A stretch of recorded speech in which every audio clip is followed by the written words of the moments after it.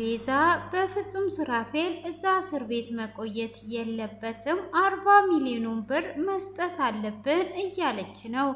ዘርፌም ቃሏን ሰጥቷለች።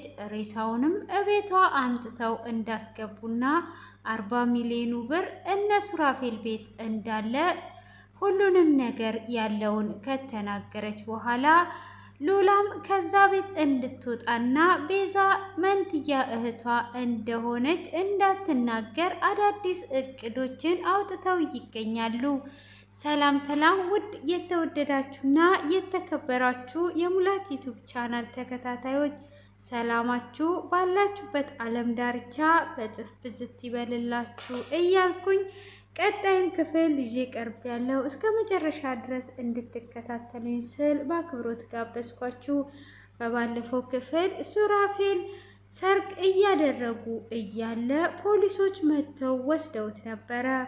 ሆኖም ቤዚ እጅግ በጣም አዝኗ እያለቀሰች እኔ እሱ እዛ እስር ቤት ሆኖ እኔ በፍጹም እዚህ ቁጭ አልልም በማለትም ሱራፌል ጋር ሄዷ ነበረ። ሱራፌልም ምንም አታስቢ፣ ምንም አይነት ምስክር እኔ ላይ ስለማያገኙ እወጣለሁ ብሏት ነበረ። ሆኖም ቤዚም እኔ ከዚህ አልሄድም እያለች ቢሆንም ሱራፌል እንድትሄድ ካደረጋትም በኋላ ቤዚም ወደ ቤት መጥታ በዛሬው ላይም ተመልሷ ስትሄድ ቤዚ ለምንድን ነው ሁሉንም ነገር የማንናገረው ትለዋለች ለሳሚ። ሳሚ እንዴት ነው ያለውን ነገር የምንናገረው? ተናገርን ማለት እኮ ሁሉ ነገር አበቃለት ማለት ነው በማለትም ይላታል። እንዴ ካዲያ እንዴት አድርገን ነው ሱራፌል ብቻውን እዛ እንዲተው የምንተው? ስለዚህ ብሩን ስለሆነ የሚፈልጉት ብሩን እንሰጣቸዋለን ብላ ትላለች። አንቺ ያምሻል እንዴ? ብሩን እንዴት ነው ተቀብለውሽ ዝም የሚሉት? ብሩን ነው የሚፈልጉት የምትዩ? ብሩን ሳይሆን ብሩን ከሰጠሽ እኮ እኛ ሁላችንም ወንጀለኛ እንደሆንን ያውቁብናል። ስለዚህ ሱራፌል እስካሁን ድረስ ከተጠየቀ እሱ ላይ ምንም የሚያገኙት ነገር የለም። ስለዚህ ዝም ብለሽ ብዙ አትጨነቂ። ሱራፌል ምንም ነገር እንደማያውቅ ስለ ቪዲዮም ሆነ ዘርፌንም ሆነ ሮቤልም ሆነ ማንንም እንደማያውቅ ዶክተሩንም እንደማያውቅ ተናግሯልና ስለዚህ አንቺ እንዳትጨነቂ ብላ ትላታለች። እሷም እንግዲህ እንደዛ በምትላትም ጊዜ እውነት ነው ለምን እጨነቃለሁ በማለትም እንግዲህ እንደምንም ብላ ብሩን ተሰጠን ሁሉ ነገር ስለሚነቃብን ዝም ማለት አለብን በሚለው ተስማማና ዝም ብለው እንግዲህ አሁን ላይ ምን ላይ ደረሰ ሄጄ አይቼው ልምጣ በማለትም ስትሄድ እንግዲህ ሱራፌል እጅግ ተበሳቅሎ ታየዋለች። እንዴት አንተ እንደዚህ ተበሳቅለህ እኔ እቀመጣለሁ? እኔ ትክክል አልሰራውኝም። ስለዚህ ሁላችንም መቀጣት ካለብን እንቀጣለን፣ ካልሆነም ደግሞ ብሩን መስጠት አለብን ብላ ትላለች። እንዴት ነው ብሩን የምንሰጠው? ስለዚህ አንቺ ብቻ ዝም በይ እንዳትጨነቂ፣ እኔ አፈቅርሻለሁ። ስለዚህ ምንም እንዳታስቢ፣ ሁሉም ነገር ይስተካከላል። ከሳሚ ጋር ያለውን ነገር ስለምናወራ አንቺ ምንም አይነት ነገር እንዳትጨነቂ ብሎ ይላታል።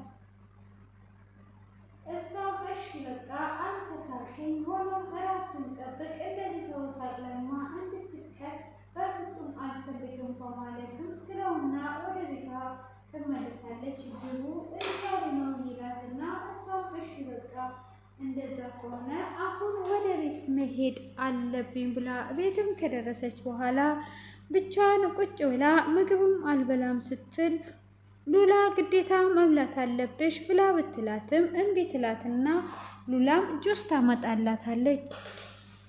ጁሱንም እንግዲህ አልጠጣም ብላ ስትል ምግብም እምቢ ብለሻል ጁሱን ጠጪ ስትል ያንቺና የሳሚ ተስፋ ብቻ ነው የቀረኝ እንጂ አሁን እዛ ጋር ሱራፌል እንደዛ እየተሰቃየ እውነት እኔ ምበላ ይመስልሻል ወይ? እኔ አልፈልግም፣ አሁን ዞር በይልኝ እያለች ሱራፌል እዛ በተጨነቀበት እንዴት እበላለሁ ስትል ሳሚ ይመጣል። ሳሚም አሁን አዳዲስ እቅዶችን ማውጣት አለብን፣ ዝም ብለን መቀመጥ የለብንም ብሎ ይላል። ታዲያ ምንድን ነው የምናደርገው? ሁል ጊዜ ተስፋ። አሁን ምን እናድርግና ሱራፌልን ከዛ እናስወጣ? ብሩንም ከሆነ እምቢ ብላችኋል፣ ሌላ ነገር ምንድን ነው ብሎ ሲላት እንግዲህ አሁን ላይ ዘርፌ ያለውን ነገር ሁሉ ተናግሯለች። ሆኖም ዘርፌ ብትናገርም ሱራፌል ዘርፌ የተባለች ሴት እንደማያቅም ተናግሯል። ስለዚህ ምንም ነገር እንዳታስቢ ብሎ ይላታል። እሷም እሺ በቃ ሰላንችም ያለውን ነገር ተናግሯለች፣ መንትያ እንደሆናችሁ በማለትም ይነግራታል። ሆኖም አንቺ ወደ መጀመሪያ ቤታችሁ መመለስ አለብሽ ብሎ ሉላን ይላታል። ሉላም የመጀመሪያ ቤታችሁ ካለ ዘርፌ ስለሆነች ያሳደገችሽ ምግብም ሰርተሽ ሄደሽ እየጠየቅሻት እንደ አዲስ ወደኋላ ተመልሰን እንኖራለን። ስለዚህ አንቺ ደግሞ ይሄ የትኛውም ሁሉም ነገር ያንቺ እንደሆነ ዓለም ሁሉ ስለሚያውቅ ምንም ነገር መጨናነቅ የለብሽም።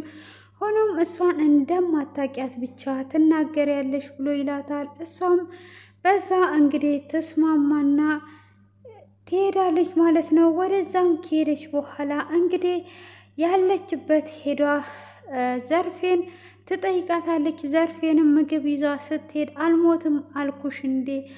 አሁን ደግሞ በዚህ ልትገይኝ ነው የመጣሽው? በማለት እንግዲህ ወደ ዘርፌን ዞር በይልኝ ስትላት ዘርፌም እንዴት ነው ዞር የምለው? እንዴት ዞር ቤት ትይኛለሽ? ስትላት እንግዲህ የፖሊስ ያለ አስወጡልኝ፣ ልትገለኝ ነው በመርዝ ስትል እንዴ አክስቴ ምን ነክቶሽ ነው? ምን ሆነሽ ነው? አንቺ እኮ ምንም ያደረግሽውና ያጠፋሽው ነገር የለም። እኔ ምግብ ሰርቼ ልጠይቅሽ መጣው እንጂ ብላ ትላታለች። እሷም እንደዛ በምትላት ሰዓት እንዴት ነው አንቺ እንደዚህ የምታደርጊው? በፍጹም እንደዚህማ አይሆንም፣ እንዴት እንደዚህ ታደርገኛለች ብላ ስትላት አሁን ደግሞ በቃ ሌላ አዲስ እቅድ አመጣሽ። አሁን አልቆሎቻል። ሲጀመር እኔ ሁሉንም ነገር ቃሌን ሰጥቻለሁ ስትላት ምንድን ነው እሱ? እኔ ምንም የማውቀው ነገር እኮ የለም ብላ ስትላትም አይ የሆነ ነገርማ አስበሻል፣ እንደዚሁ መቼ እንትን ልትይ ነው ስትል እንግዲህ ብዙ ነገራትን ትናገራለች ማለት ነው። ሆኖም እንግዲህ ዘርፌ እንደዛ አይነትም ቃል ብትናገርም ሉላ አውቋ እንዳላወቀች እየሆነች በቃ ወደ እኔ ትመለሻለሽ እያለቻት ትገኛለች ማለት ነው። ሆኖም እንግዲህ ዘርፌ በዛ አይነት መልኩ እሷንም ታባርራለች። እንግዲህ 40 ሚሊዮኑንም ወስዶ የሱራፌል መኪና ውስጥ የገባው እንግዲህ ልጁን ለማትረፍ ባንኩን የሰረቀው የራሱን ቤት ደግሞ በቁማር እንደተበላ ያው የምናውቀው ይሆናል። እንግዲህ እሷም ደግሞ ትክክል ነው ያደረገው ልጁን ለማትረፍ ብሎ ነው። ልጁን ቶሎ ካላሳከመ ልጁ ስለምትሞት ነው እንደዚህ ያደረገው። ልጁም ደግሞ አሁን የሱ ሞት ተሰራይቶ ስትሰማ ተስፋ ቆርጣ አሁን በቃ እኔ ከምኖረው የምሞተው ነው ደስ እያለኝ ያለው እያለች ነው እንግዲህ እሷም ወንድሟን አንተ ወይን ምናልባት ተኩሰህበት ይሆን ወይ ማን ነውስ የተኮሰበት እያለች እንግዲህ ወንድሟንም እየተጠራጠረች ትገኛለች ማለት ነው።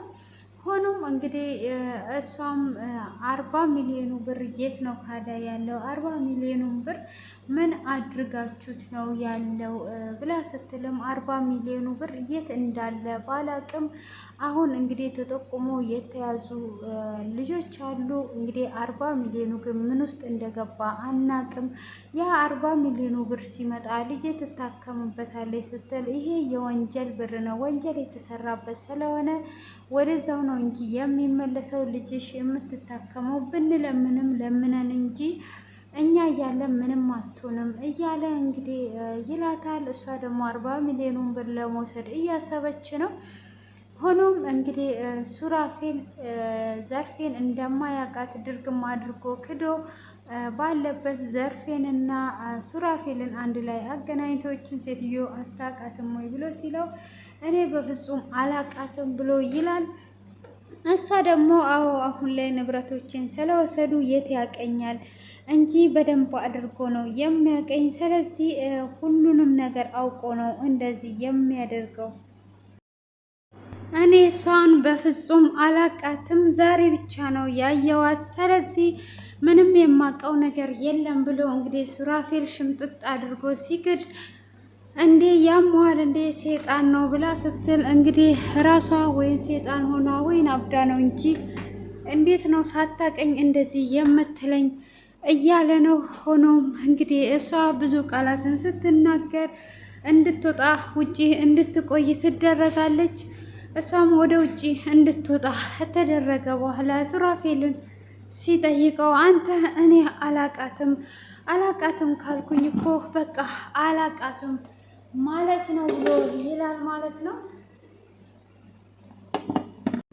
አሁን እኔ ስለማላቃት ወደ ቤት እንዲሄድ ፍቀዱልኝ ብሎ ይላል። እንዴት ነው ወደ ቤት እንድትሄድ የምንፈቅድልህ?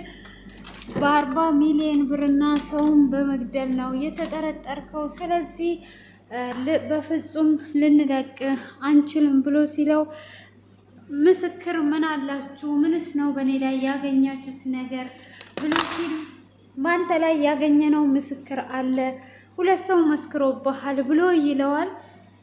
እሱ ወንድሜ ለመጀመሪያውም እኔን ሊገለኝ የሚፈልገኝ ነው። ስለዚህ እሱ በቀል ነው እንደዚህ እያደረገ ያለው እንጂ እኔ ምንም ያጠፋሁት ወንጀል የለብኝም ብሎ ሱራፌል ሲል እንዴ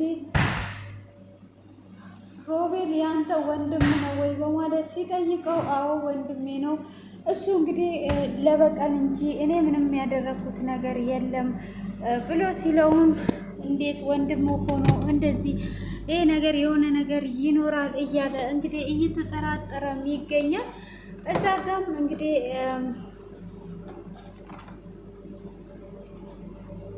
እነ ሳሚም አዳዲስ እቅዶቹን አውጥተው ተነስተዋል። እዚህ ጋር ሱራፌልም ያለውን ነገር ድብና አድርጎ እየካደ ይገኛል ማለት ነው። እንግዲህ ልጅቷን በስተመጨረሻ እኔ አባቴ ለእኔ ብሎ ራሱን መስዋዕት አድርጎ እኔ በህይወት መኖር የለብኝም ከዚህም በኋላ በህይወት የመኖሩ እድልም የለኝም ብላ እንግዲህ መድኃኒት ጠጥቷ ራሷን ስቷ ባለችበት እናትየዋ ደርሷ ባታለች ማለት ነው። ጁስ ይዛላት ስትመጣ ልጅቷ ራሷን ስታለች። እጅግም ደንግጧ እያለ ክፍሉ በዚህ አይነት ተጠናቋል ማለት ነው። ያው ሰርፊም እስር ቤት ትገኛለች፣ ዶክተሩም እስር ቤት ነው ያለው። ሁሉም ነገር እንግዲህ ተሳስሮባቸዋል።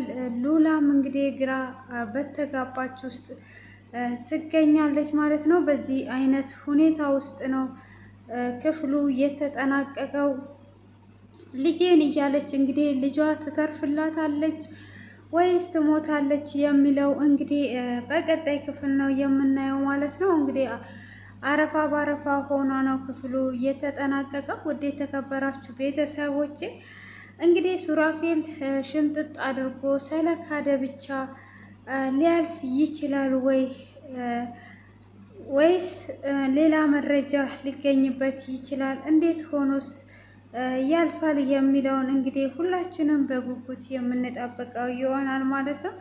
እንግዲህ ሱራፌል አሁን ላይ ምንም አይነት መረጃ በእኔ ላይ ስላልተገኘ እኔ መውጣት እችላለሁ፣ ምንም ነገር እንዳትጨነቂ እያላት ነበረ።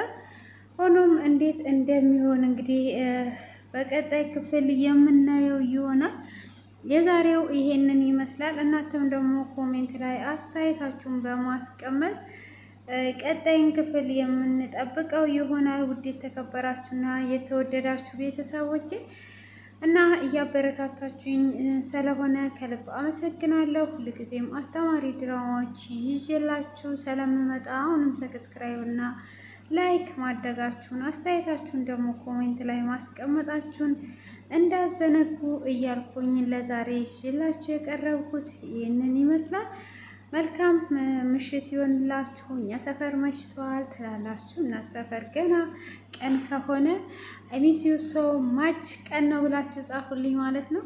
መልካም ምሽት። አመሰግናለሁ ከልብ እስከዚህ ሰዓት በትዕግስት ተከታተላችሁኝ። ተባረኩ።